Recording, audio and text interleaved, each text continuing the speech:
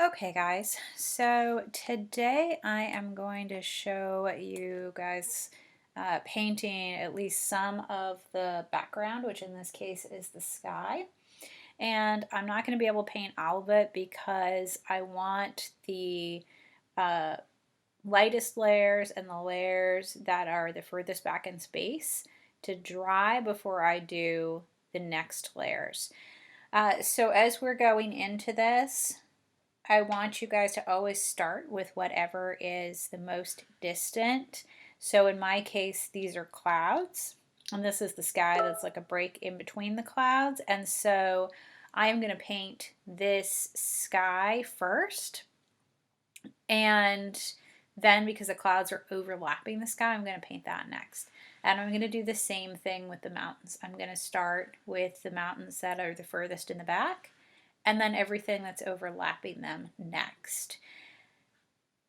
And by doing that, I'm going to create an edge that goes over what's in back.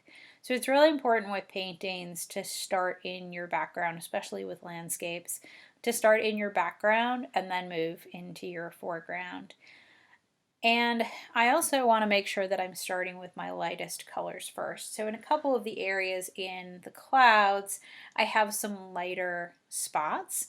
And so I want to build up my color because watercolor is a method that can stain the paper, unlike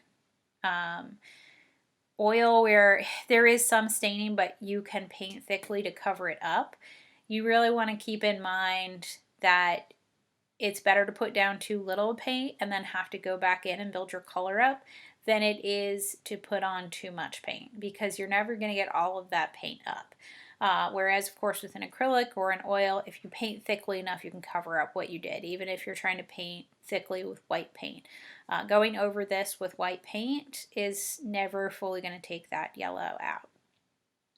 And the techniques that I'm going to use for smaller areas, I'm going to let my paper be dry and I'm going to do wet on dry. So my brush will be wet and pigmented, and I will put that color on in that manner. And then for larger areas where, I don't want to try to get every little detail in the clouds right, for larger areas, I'll probably do a wet on wet color. And so I'll get everything wet first with a clean brush, and then I'll go back in with a wet brush and pigment and do my sky.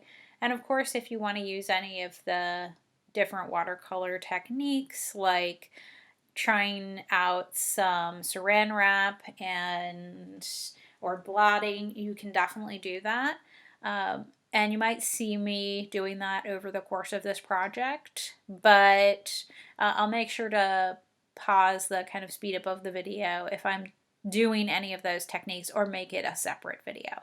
So for today, I'm mostly going to be using the wet on dry technique, and I'm going to be working up here in these sections of the sky.